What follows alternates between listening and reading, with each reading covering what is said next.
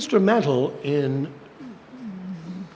Dr. McCullough's appearance here is one of our board members, the secretary, Anita Price, and I would like her to introduce Dr. McCullough. Anita?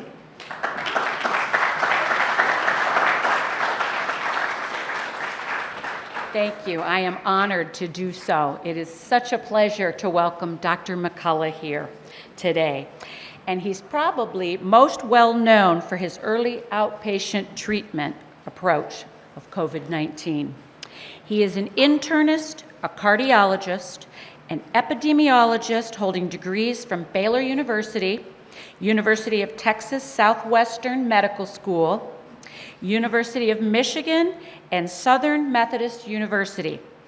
Dr. McCullough has broadly published on a range of topics in medicine, with over 1,000 publications and 700 citations in the National Library of Medicine, and has been a global public figure in medicine for many years.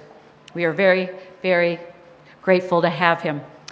He has dozens of peer-reviewed publications on the COVID infection and has commented extensively on the medical response to the COVID crisis, including testifying multiple times in the U.S. Senate and beyond. And Paul already told you about that great book that is just hot off the press out there, so do really take advantage of that opportunity and get one of those today. Share them with your friends. And I just want to say, please join me in welcoming Dr. Peter McCullough and his wife, Maha. Maha's in the front row.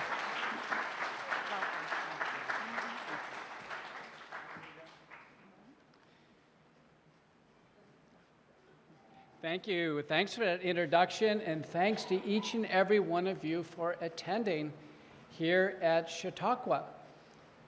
Such a place of history, of dialectic or interchange, and probably some of the most important conversations that have gone on here have not been in the amphitheater.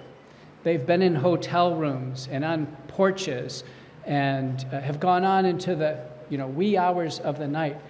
But it's about intellectual interchange. That's what this place is all about. And I was born not too far from here. I was born in Buffalo, New York. And so my family had been from that area. Both my mother and father were high school sweethearts at Kenmore West High School there in Kenmore, New York. And as life had its turns, because of economics, we moved to Texas in the 1970s. And so I finished my schooling in Texas and then ultimately set up roots there. But since I've been in Texas, the population has doubled. If you can imagine that type of velocity of change for states like Texas and California. I've made the observation now as a medical doctor and someone who was in the public view for many years before the pandemic, that we've entered a time now of great controversy. And I think we'd all agree something is off. It's almost as if the biomedical world is off its axis. People tell me over and over again they don't have trust, that they've lost trust in their doctors or nurses or public health agencies or governments. I hear this all over the world, by the way. There's nothing I'm going to say today that doesn't apply elsewhere in the world. And I've traveled through the course of the pandemic, I've traveled to enough regions in the world to understand whatever's going on is going on simultaneously. So as introduced, I'm Dr. Peter McCullough. I'm in practice as an internist and a cardiologist. I'm trained as an epidemiologist. I am in full-time practice. I'm also the president of McCullough Foundation, a not-for-profit organization, and I'm the chief scientific officer of the Wellness Company, a new healthcare alternative for the country and the world. So I've been very, very active. Many of you see me on TV. I was on national primetime TV well over 100 times during the course of the pandemic, and I was asked for my opinion. I just have testified in the U.S. Senate, again, multiple times, because I'm asked for my opinion. And what I'm going to give you today is my opinion, and I'm free to do so, and we're all free to exchange our ideas, and that's the whole purpose of Chautauqua. I'm going to make the point that our current situation in medicine has happened before. There have been at least 2 major examples in American history where the medical orthodoxy or the medical establishment was completely wrong on a major set of concepts and issues, and great harm was done to the population. The first is what I call the first great cocaine epidemic. It's very important. If you were a Chautauquan around the time of 1900, and you had an ailment here, and you sought a doctor, it's very likely that doctor, as a remedy, would give you some form of elixir of cocaine. It's extremely likely that that would have happened. So the great cocaine epidemic, I essentially pinpoint between 1860 and 1920, around that time frame. And here are the sources that I'm going to cite here. Listen to the titles. These are modern papers listed in the National Library of Medicine, but listen to the titles. This is astonishing. Joseph Spillane, title, Cocaine, Medical Marvel to Modern Menace, United States, 1884 to 1920. Second one, Wydenga and Gilchrist, From Gold Medal Glory to Prohibition, the Early Evolution of Cocaine in the United Kingdom and the United States. And the third one, Douglas Small, Cocaine in the Ideal Victorian Medical Man. The entire country became hooked on cocaine. The major products of Merck and Park Davis, which later became Pfizer, were cocaine products. Many of you know that cocaine was in Chianti wine and Coca-Cola. It was everywhere, and the medical establishment was fully engaged. Major leaders in medicine, William Halsted, the father of modern surgery, used cocaine in 1884 as a general anesthetic, himself became a brutal cocaine addict. Sigmund Freud, he said that cocaine could replace asylums in 1885 in a publication. By 1890, Freud was hooked on cocaine. It became an absolute horror show of cocaine. It was so bad the companies recognized this. 1889, cocaine was removed from Pemberton French wine. 1903, cocaine removed from Coca-Cola. Woodrow Wilson signed the Harrison Narcotics Tax Act in 1914, and then the British Dangerous Drug Act in 1920. Doctors could not police themselves. The government had to step in and say, listen, we're shutting this down. We're shutting down cocaine. From 1860 to 1920, there were only 129 publications raising concern about cocaine in the medical literature, and they came late. Lancet published 70, British Medical Journal published 33, New England Journal of Medicine published 25, and JAMA published one paper expressing concern. The medical orthodoxy got it wrong on cocaine, and great harm was realized by the U.S. population and populations all over the world. Second epic. Most of you have lived through this one, smoking. Smoking. Time period, 1920 to 1964. 1920, American Tobacco had the Lucky Strikes advertising campaign. Philip Morris, R.J. Reynolds did a survey of 113,000 doctors who regularly offered and promoted cigarettes to their patients. It was everywhere. The majority of doctors smoked. The majority of patients smoked. If you were a Chautauquan here in 1940, chances are you'd be smoking right here. Chances are the lecturer or the doctor would be smoking. Doctors smoked in operating rooms. You're laughing. They smoked everywhere. Who are the heroes during this great, what I call the Great Smoke Fest. Sir Austin Bradford Hill, an epidemiologist in the UK, statistician, and Richard Dahl. Richard Dahl was a medical doctor.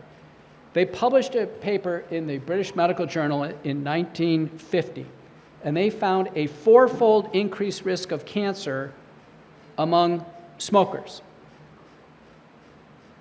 No one believed them. No one wanted to believe them. All the doctors smoked. It can't be the case. They persisted, and they conducted the British Doctors Smokers Study, a study done in doctors. 40,701 doctors followed over 3 years. Of the deaths, 50% of the deaths were due to smoking-related causes like lung cancer. The medical community rejected this. Dahl, the medical doctor, was persecuted. He was canceled. If he had a Twitter account, he would have been wiped off of Twitter. The tobacco industry went after him with vehemence, and so did the medical establishment. What are the sources? Gardner and Brandt. This is a modern-day paper. Doctor's Choice is American's Choice, about cigarettes. And then Conrad Keating, who wrote about Sir Richard Dahl, who became ultimately knighted, Smoking Kills, the Revolutionary Life of Richard Dahl. Dahl lived to age 93. He lived long enough to see he was right. But you know, in 1950 and in 1954, when these data came in, Mayo Clinic didn't change their policy on smoking. They smoked. So did Cleveland Clinic. Smoked here in Chautauqua, no one cared. It was Luther Terry, a Surgeon General in 1964, compiled the Surgeon General report on smoking, called all the chiefs of medicine to Washington and said, you know what, guys and girls, I've got bad news. Smoking causes lung cancer. So a common person, a lay person would say, wait a minute, these lung cancers they take out, they're kind of blackened looking tumors. The smoke is kind of grayish black. The smoke is kind of going in the lungs. It's not a hard reach to think that smoking would be a cause of lung cancer. The medical community was completely wrong on this. And they didn't turn on a dime in 1964. They still smoked. The American Medical Association was completely silent on this until 1972, and they launched their first campaign about the harms of smoking. People got to the point where they didn't trust their doctors or the medical establishment on these two issues, cocaine in the past and smoking in the present. It ultimately came down to the Great Tobacco Settlement and then these, what people call draconian legislation that essentially outlaws smoking in, workplaces, including the healthcare workplace. But the medical community, and I was charitable. I gave them 44 years on smoking, was dead wrong. Okay, 60 years on cocaine, dead wrong. That brings us into our modern medical controversy. The modern one. Is it possible that with the COVID-19 pandemic, the medical community and the public health agencies and governments could have gotten it wrong on many aspects of what we all observed? So we can take some commonsensical things. Never before in human history did we quarantine a well person who doesn't have the illness in order to stop spread of the illness. It's never been done. Quarantines actually work for yellow fever. They work for things. If someone's sick with the influenza, they can go home and stay away from other people. But instead, it was the inverse, that everybody should go into quarantine or lockdown. In some places, that lockdown lasted years. Completely wrong. It's never been done before, and it's astonishing more people didn't question it. How about wearing masks? Should people wear masks? Should well people wear masks who don't have the disease in order to stop spreading the disease they don't have? No. No, traditionally we wear masks, and I wear masks when we go into the hospital to protect the vulnerable patient who's in the ICU or in the operating room or the cardiac catheterization laboratory. So we obviously got it wrong on masks. We had to have had wrong. So masks and lockdowns, they actually violated just common sense. If you do things to well people without the disease, it's not going to influence the disease. Most of this was predicated on the idea that we could avoid getting this illness. We could dodge it. We could dodge the bullet. Turns out, very good data suggests 97% of people contracted COVID-19. 97% of people. Everyone got it. So if we would have had better predictions and better advice to say, listen, we're all going to get this. We have to get through it together. Instead, this, locking down well people, masking. Remember contact tracing? You don't hear too much about the dollars spent on contact tracing. Who touched who? Who are you in communication with? All of that was predicated on the fact that somehow it was a contagion and you could avoid getting it. Then we were told that this infection from the beginning was unassailable. It cannot be treated. Cannot be treated. Untreatable. Nothing you can do. President Trump said, our answer is we're going to have General Motors produce ventilators. I was on a National Institutes of Health call in March of 2020, and I'll never forget that call, where people were reporting early on, they were at their medical centers, we're saying, well, what's happening at Johns Hopkins? What's happening at Emory? And they'll say, listen, we don't know what this infection is, but I can tell you this much, the ventilator's not saving them. Early reports, our ventilator mortality rates were 90%. Sadly, virtually every death that occurred in the pandemic occurred in the hospital. Virtually everyone. People just didn't die at home. Very different than the Spanish flu. So we saw a series of what we call narratives come out. And the narratives were perfectly timed all over the world. They happened simultaneously. One of them came out in 2020, and you could see it in the media in Japan, Australia, New Zealand, Europe, South America, United States, and it was on the same day. And the same phrase, no one is safe. No one is safe. A fear-based message in 2020. What are we supposed to do with that? Outside of become more afraid. Who gave the orders? How is it so perfectly timed? Another one in 2021. It's a crisis on the unvaccinated. How do we know? How can it be that case all over? Some countries, had a big uptake in vaccines. Some had few. In the United States, when it's all said at the end of the day, 70% of Americans became initially fully vaccinated. They took 2 shots. 70%. 30% didn't. Among Caucasians, 50% became fully vaccinated. 50% didn't. Among African Americans, only 44% became fully vaccinated. So it wasn't going to be the vaccine that was going to be the differential here. But we were told through a whole series of actions, which ultimately, really had teeth to them, that the virus was untreatable. In fact, it shouldn't be treated with anything. Nothing to treat the virus until patients were in the hospital. All forms of early treatment were suppressed. All forms. Even from simple nasal sprays and gargles, which had evolving clinical trial evidence, was very positive. Vitamin D, nutraceuticals, aspirin, zinc, quercetin, over-the-counter famotidine. Doctors were finding success in treating COVID-19. I was one of them. I was the first to publish the first peer-reviewed multi-drug, multi-agent protocol to reduce the risk of hospitalization and death. And I didn't stop there. I used the best methods I could at the time, moving rapidly, demonstrating it reduced the risk of hospitalization and death by 85%.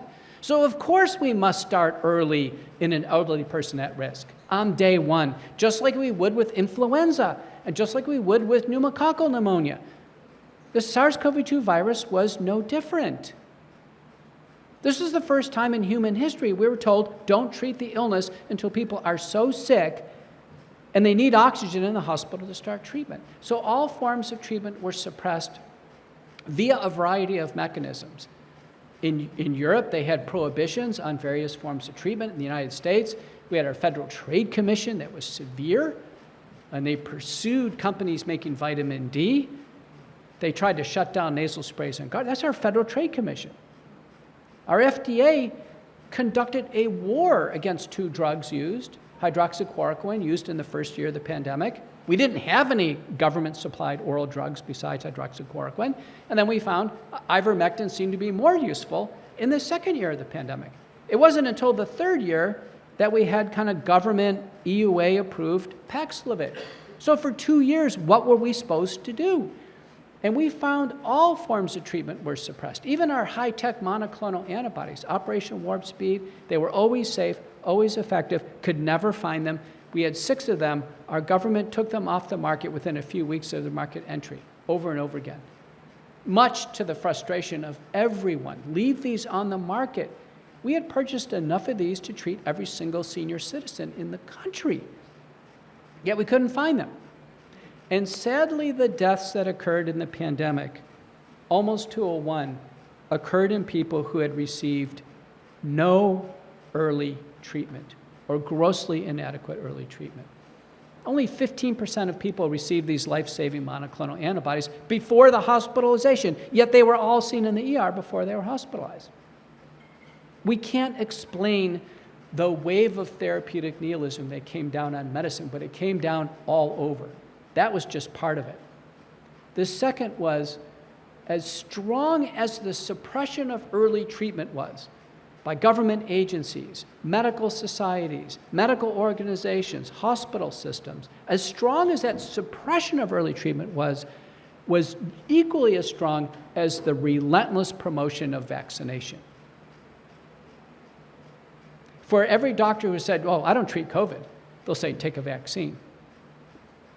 "Oh, I don't think hydroxychloroquine, ivermectin, aspirin, vitamin D, colchicine, prednisone, famotidine, heparin, Paxlovid, monoclonal antibodies, I don't think any of that works, but you should take a vaccine."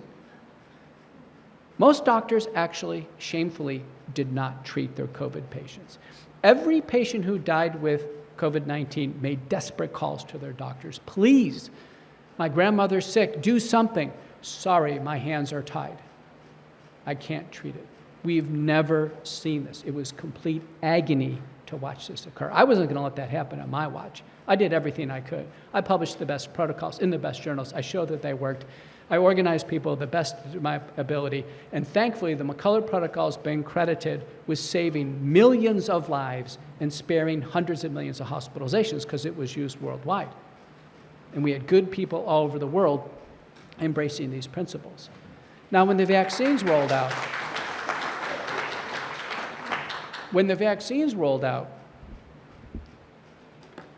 Pfizer, and then a week later, Moderna, there was 1 month where the 2 injections were given, and then just 2 months of observation. That's it. There's just 3 months of time. 3 months. No one could have known on month 4 what would happen. No one. Yet doctors said they're safe, they're effective, take it in the arm, you're good, it's going to last forever. By April of 2021, Anthony Fauci comes out and says, bad news, we need boosters. Because it's not working. Because the vaccines were obviously not working by April of 2021. By August of 2021, Rochelle Lewinsky, our CDC director, came out and said, bad news, the vaccines don't stop spread of the infection. That's the reason why most people were taking them. They were taking them to protect others. That's the reason why I took it, to stop the spread of infection. They didn't stop the spread of infection. So the vaccines did not stop people getting COVID-19, did not stop transmission, and there's not a single prospective, double-blind, randomized, placebo-controlled trial or a valid observational study that shows the vaccines reduced the risk of hospitalization and death. And yet a false claim was born that the vaccines failed on everything except for they saved lives. That became the final false claim. The final fallback. They don't do anything else, but they save lives. It's a false belief. It's a false. Even the consent form for the vaccines does not indicate as a benefit that it reduces mortality. It's a false claim. The FDA would not allow that false claim, but yet it's been said over and over again by our leaders, by doctors, others, that vaccines save lives. Only if people who died with COVID would have taken a vaccine. Where does this come from? It comes from, and in our book, which you'll pick up as you leave, it comes from an ideology. What we've uncovered is that vaccines over hundreds of years have, in a sense, taken on a religious-like nature in medicine and in public health. It starts very early on with bold claims made. Bold claims that, you're going to get the smallpox vaccine and you'll be spared smallpox. And we go through this in the book. We start out, smallpox vaccination occurred long before Edward Jenner in the UK, for instance. It was going on here in the United States. But Benjamin Franklin, well known for taking the smallpox vaccine. In fact, we emphasize in the first part of our book about a Puritan minister. His name is Cotton Mather. Cotton Mather. His father was a puritanical minister. He became so enthralled with smallpox vaccination that him and Dr. Boylston did a whole series of studies. And they published it actually long before Edward Jenner in the UK was even born. He became a vaccine zealot, Cotton Mather. He went so far to say publicly he believed vaccines came from God. They were a gift from God. Why wouldn't he think this? You know, he lost his wife and several kids to measles. Why wouldn't he think this? Why would Ben Franklin be a convert? Well, he lost little Frankie to smallpox. So the theme early on and how the mythology was born was that at that time they didn't even know what caused these diseases. They called it either filth or grease or poison. They didn't know it was a virus or a bacteria. The causative agents weren't known. They couldn't have known. But this idea of take it and take it on faith is very important. It's part of the ideology. And even if there's harm, and there was great harm early on with virtually every vaccine, particularly smallpox and then polio and pertussis vaccines, the feeling was, listen, as part of the ideology, these vaccines have almost like a religious property to them. There's a hubris that man, through science, can improve upon God's creation. But the vaccines aren't perfect. And so in order for this to work, everyone must take them. And if some people are harmed or some people lose their life, sorry, they have to take it for the betterment of humanity. This was memorialized in the 1986 Vaccine Injury Compensation Act in the United States as the fervor of what I call vaccinism. Vaccinism, that's part of this controversy we're in, of just more and more vaccines, more and more and more. It got to a breaking point. There were so many litigation cases, and that occurred under President Reagan. And in the 1986 Vaccine Injury Compensation Act, in the legislation, it says vaccines have unavoidable harms. Some people are going to be harmed by them. And because of that, the vaccine manufacturers must be free of any threat of liability or litigation. Only medicinal product that we've gotten that far. So after 1986, there was an absolute blossoming of vaccines that came on the market. Very little research, no large prospective, double-blind, randomized, placebo-controlled trials, and no studies of vaccines given in large combinations. It appears as if we're at a breaking point now. We've come to a breaking point because now we have an epidemic of childhood illnesses that is coming like a tsunami in children. When I was a kid, the rate of autism spectrum disorder was 1 in 10,000. Our CDC has just reported, as of 2022, it's 1 in 31. It's 3.2% of the US population with adjudicated real autism. Some states, even worse. California, it's 5% of kids. Of those who have autism, 27% of that group has profound autism, defined as an IQ less than 55, head banging, repetitive behaviors, nonverbal, will never use the toilet unassisted in their lives. That's more than 1% of California children.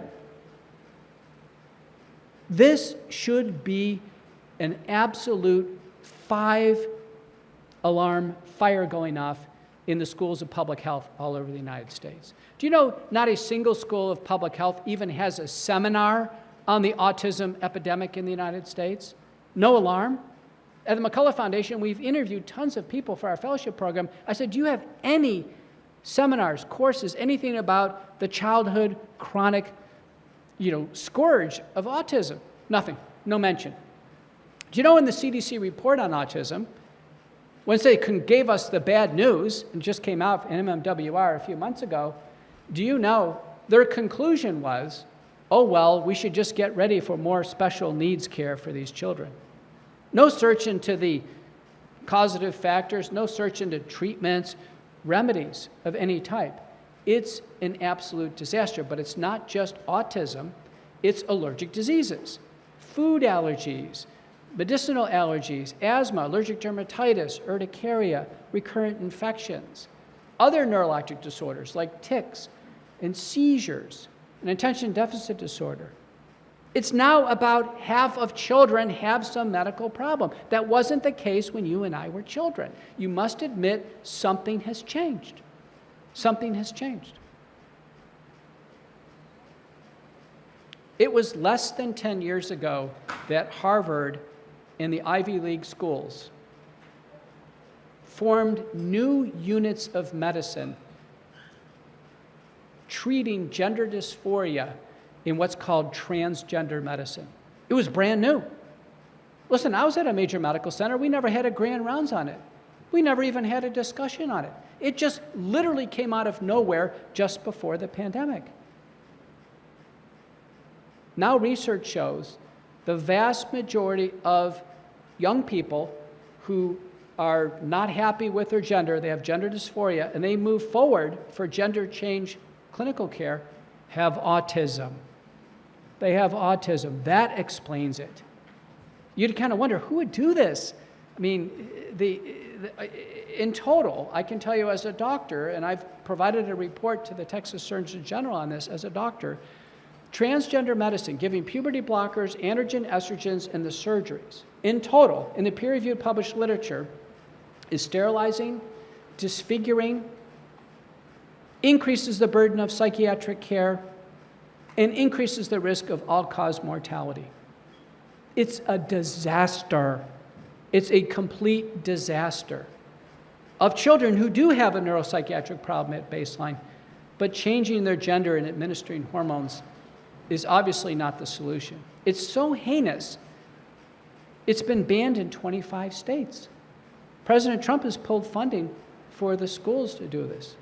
Again, doctors not policing themselves. They didn't do it during COVID, they didn't do it during smoking, and they didn't do it during cocaine, and they're not doing it during transgender medicine. Former Dean of the University of Pennsylvania, you should have him here, Stan Goldfarb. Stan and I have published before in the past. He was so outraged with what he was seeing with transgender medicine, he formed his own not-for-profit called Do No Harm. And in Do No Harm, he shows up at the Endocrine Society meetings and the other meetings, and he presents the counter-argument that doctors are in some type of zealotry over gender change. And it literally came out of nowhere. The same type of zealotry towards relentless, unabated, increasing, and in my opinion, reckless mass vaccination. We now have vaccines administered in large numbers to pregnant women. It never happened. All of you ladies here, likely you received no vaccines during pregnancy. Now it's full on for vaccines. A baby today receives between 12 and 15 months 16 different vaccine products all at once. As a medical doctor, if I prescribe 16 drugs to you all at once, I promise you, you would have side effects. There's impossible not to have side effects. So, in summary, we have entered a time of great controversy. This last segment, I think the pandemic has ushered in, and now a focus on vaccinism and transgenderism. Remember, the isms are the great concern here. In our book, we cite Oliver Wendell Holmes. And Oliver Wendell Holmes says that science, in particular medical science, is the topography of ignorance.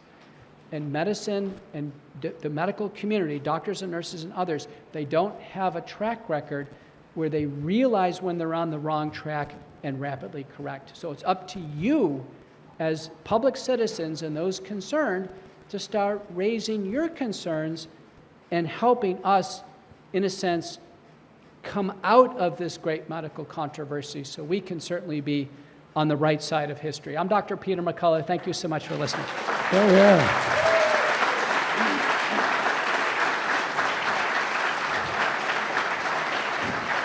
Questioners, line up here.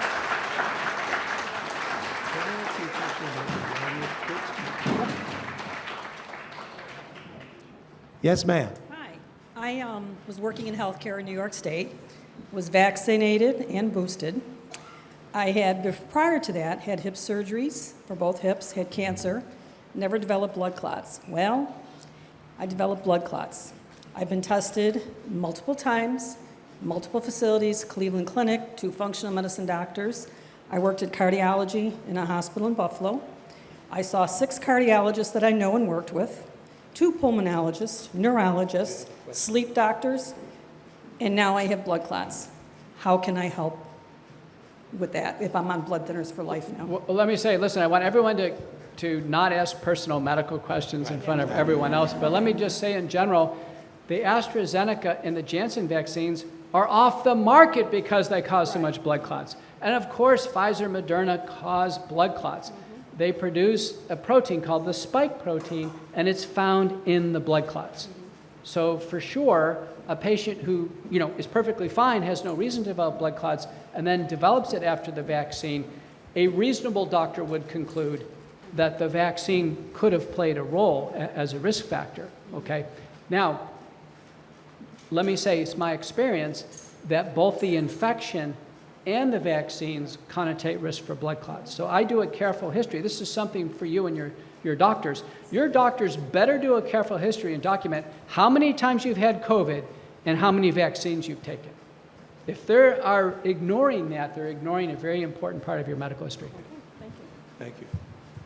Hi, thank you so much for coming to Chautauqua and for talking about the gender dysphoria and autism relationship. That's something that interests me a lot. If we now know that these 2 epidemics are happening simultaneously and they're being treated psychologically and sociologically under this umbrella of neurodiversity, what would your recommendation be that we do about these kids who think they're in the wrong gender body? Well, the important point about neurodiversity, and there is neurologic diversity, is that it falls in the line, like with the American Disabilities Act. There are people who have multiple sclerosis. We shouldn't discriminate against them. Some people are in wheelchairs. Some people have had strokes. There is neurodiversity. But what we shouldn't do is normalize a neuropsychiatric disease. Autism is a neuropsychiatric disease. The link with transgenderism is very strong. And when we examine autism, let me just say this, people have said, well, what's the cause of autism? As an internist and cardiologist, I can tell you there's no single cause of heart disease. We have risk factors that we study that are emerging. The established risk factors for autism are parents of an older age, delivery of a baby before 37 weeks, there are some common genetic variants, and then mass vaccination. Those are the risk factors for autism. So in at least half a dozen studies now, the children who take no vaccines whatsoever have much lower rates of autism. They don't have zero. You can find autistic kids. So vaccination in combination should be considered among others in this constellation of factors that should be intensively studied, because of those that I mentioned, it's a potentially modifiable risk factor. I'll hold it. You talk. Dr. McCullough, I'm Dr. Art Kellerman. Like you, I'm an academic. I worked as an emergency physician, internist, was a medical school dean. I have to say with great respect, sir, we're on opposite ends of the spectrum when it comes to this issue. You've mentioned several times today you're a board-certified internist, and you said you're an internist and a cardiologist. Could you explain your current board certification status, and if it is not full, why it isn't? Because I'm concerned disinformation is what's fueling the rampant controversy today, and I heard more disinformation this evening than I have heard from a speaker in quite some time. Be careful with your use of a propaganda term. Disinformation comes right out of Nazi Germany, comes right out of post-Stalinist Russia. When you say disinformation, you're trying to exert leverage over me, like you hold the truth and I don't. You and I can have a fair interchange of information. I would never use that term on you. I would never use a derogatory propaganda term on you. I would never do it. My board certification status for decades was with the American Board of Internal Medicine. It's now with the National Board of American Physicians and Surgeons. The American Board of Internal Medicine pursued me on a COVID misinformation policy that they put in place in September of 2021 for my testimony under oath in March of 2021 in the US Senate, when I couldn't have ever known there was a policy, let alone what the guardrails that they would put on. So they went ex post facto, did not provide equal protections. I was targeted. It became an embroiled legal matter for years, and then I resigned from the American Board of Internal Medicine. I voluntarily certified, and I voluntarily resigned. To this day, they use my research for their board questions. So we should never, ever sling around propaganda terms at one another. It's not a good way to practice it.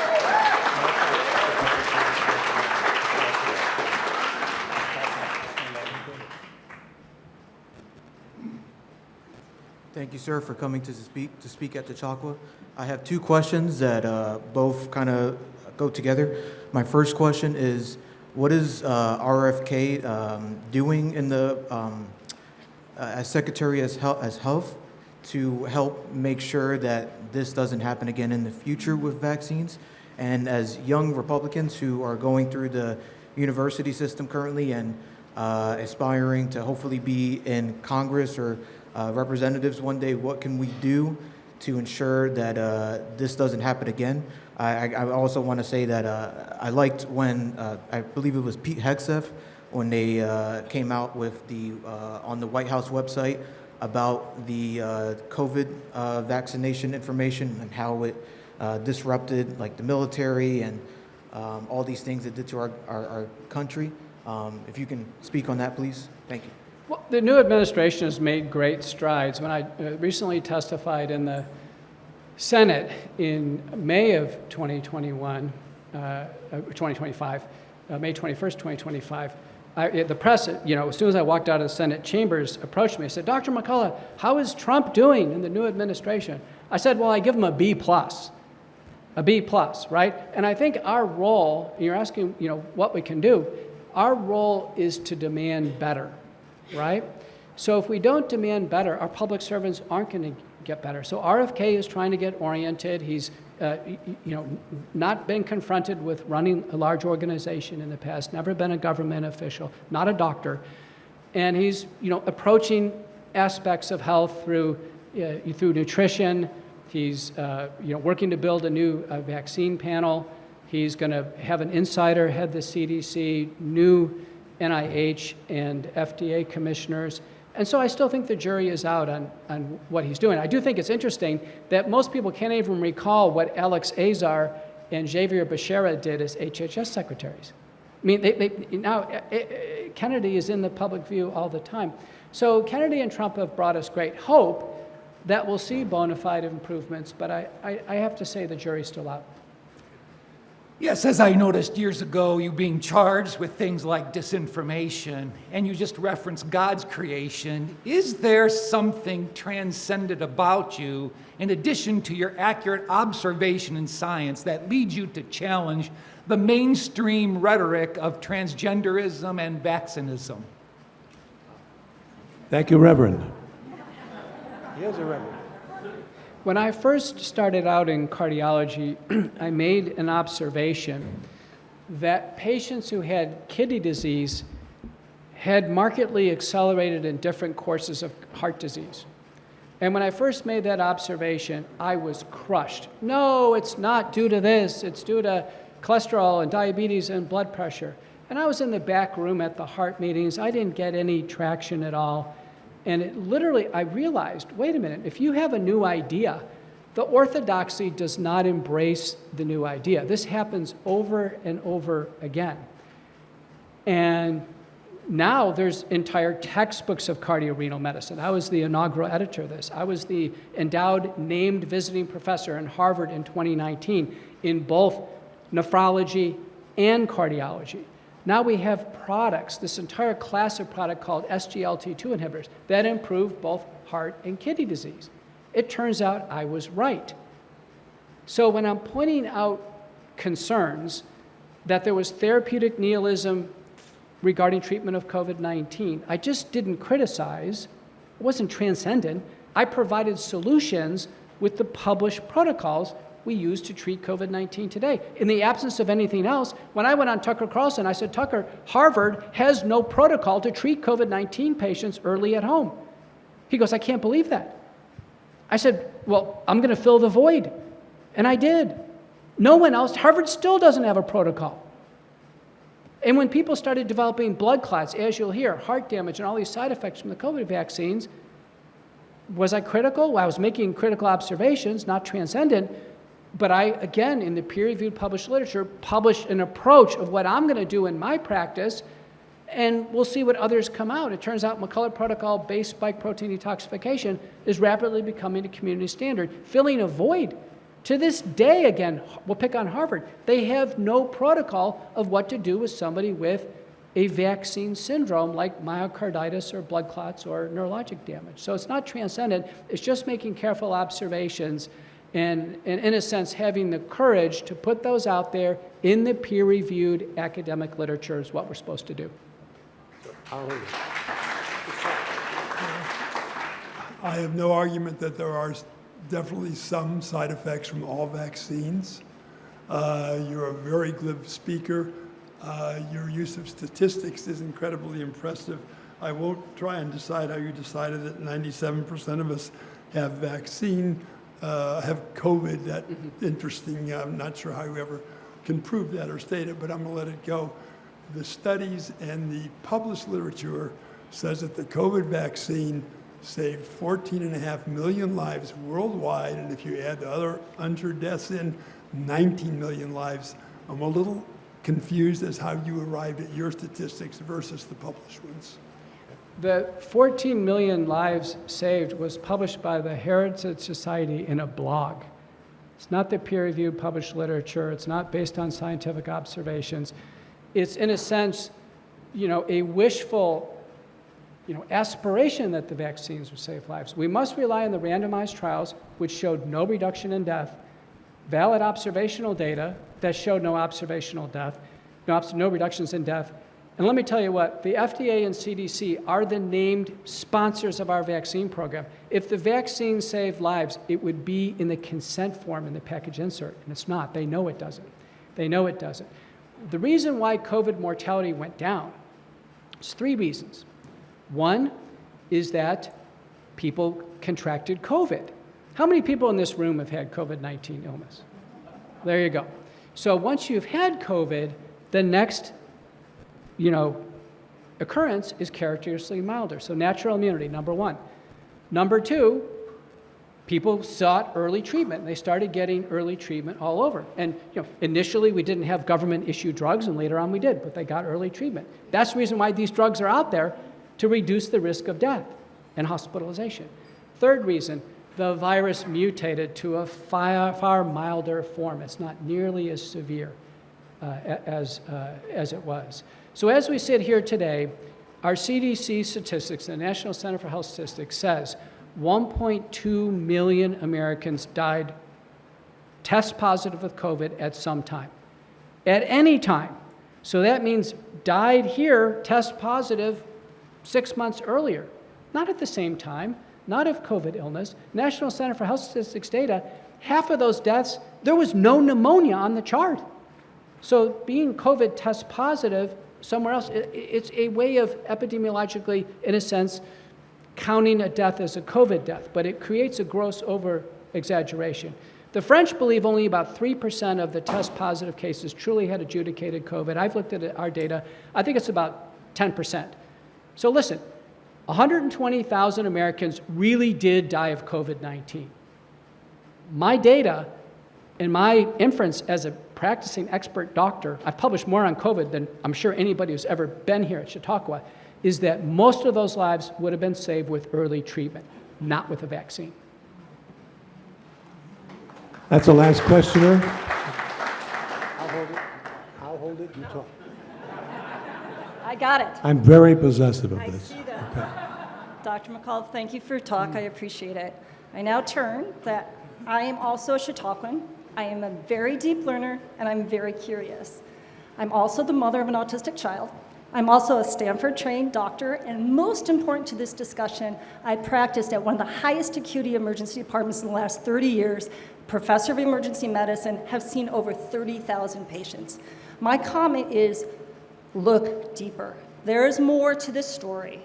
I will tell you, as boots on the ground, when everybody else was quarantined and I was trying not to bring COVID home to my family, it was not the first year that was terrible to work in the ER. It was the second year. And this is why. You would see patients coming in sick as crap who weren't vaccinated. And because they were not vaccinated, they were clogging up our hospitals. So if your nephew came in with appendicitis, or you came in and needed acute dialysis, we didn't have the nursing or the space to take care of them. We had people die in our emergency departments for things they should not have died on. So look deeper. Look deeper. Thank you. You know, I wish the randomized trials showed reductions in hospitalizations and deaths, and they didn't. And those patients who came to the hospital, they came because they did not receive early treatment at home. Whether they were vaccinated or not vaccinated, if patients are left untreated at home, and you're right, the Delta pandemic, and I treated hundreds, if not thousands of patients. The patients I treated never showed up at our ER, whether they took the vaccine or not. Remember, only half of you in the country were fully vaccinated. The vaccine could not have had an impact. I love data. I have a question. Question of probabilities. What's the probability that a bat virus could naturally evolve to attack humans versus the probability that SARS-CoV-2 was engineered by gene splicing onto the furin site to make and weaponize this vaccine, or excuse me, this virus intentionally? I'd cite the U.S. House of Representatives Coronavirus Select Subcommittee on the investigations that concluded SARS-CoV-2, unlike what the administration told us, was engineered in the Wuhan Institute of Virology. It was intentional. Our national security apparatus agrees. All the agencies agree now. That's another area of great deception. People say, listen, I can't trust our governments because they didn't come out of the gate and tell us, listen, the US and Chinese were actively collaborating to create a more infectious and lethal virus. In those very first experiments, they were trying to also create a vaccine at the same time. This is called getting ahead of nature. United States, we have 13 of these biolabs in the United States, one in Galveston, Texas, and I think Trump was correct by issuing an order that the federal funding for all these biolabs needs to be halted and that we need an inventory of what's going on in our country. But when I mean great controversy and great deception, that's an example now.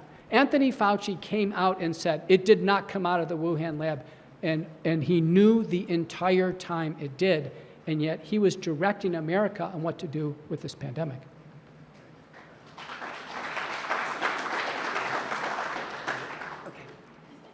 Have they looked at other things, all the environmental chemicals that are in the world now? I mean, we've killed out 80% of our pests in the last 30 years.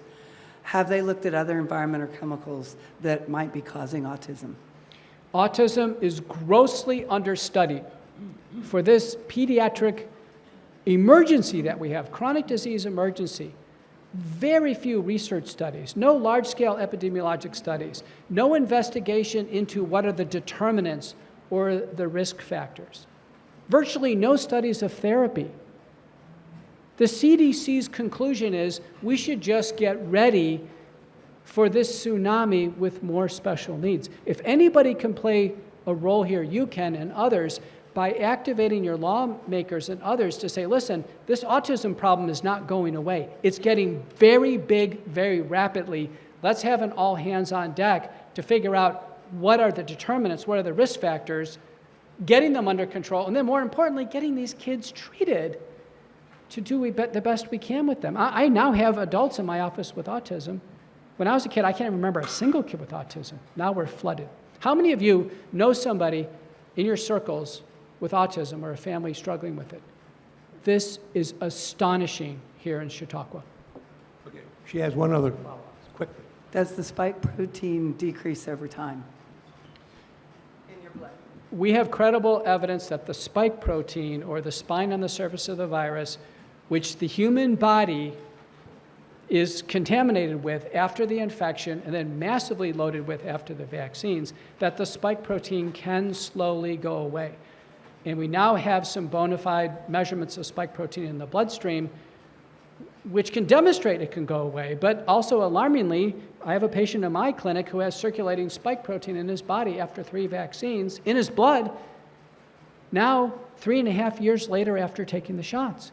The human body is not supposed to be having the SARS-CoV-2 spike protein in the bloodstream after taking a vaccine. And there's no doctor here that can stand up and tell you that that's okay. It's not. Something is wrong. The spike protein is toxic to the human body. There's thousands of papers on this. It causes blood clots. It causes organ damage. It causes myocarditis. And doctors may be on the different side of the spectrum with me, but there's not a single doctor who can come up in front of you and tell you, yes, that's a good thing for the human body. It's not. The human body was not meant to have this circulatory protein in it. One final question. Wait a minute. Hold on. I have seen you on television with your wellness kit that you're selling. I'm not a doctor. I don't play one on television. You do. The thing that comes to mind is, what is the efficacy of the drugs that are in there over a long period of time? It's like a go-to kit. You know, you go, and what is in the kit? So the wellness company, among several companies, offers pre-prescribed drugs in emergency kits.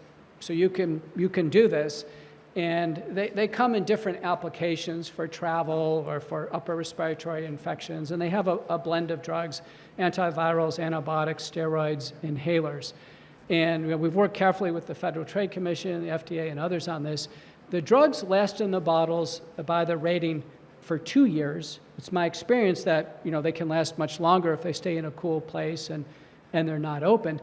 But what this allows, with a guidebook and then telemedicine, this allows avoiding trips to urgent care in the ER for common medical problems. And so this has been a giant innovation if you were to have a bladder infection, or if you were to have a skin infection, or something else that could be, in a sense, diagnosed through careful evaluation, telemedicine, and then starting the medicine right away. But I can tell you, it's night and day when we start medicine right away, let's say for influenza, with FDA-approved drugs for influenza and secondary antibiotics, than waiting the typical 5 days before you go to the ER.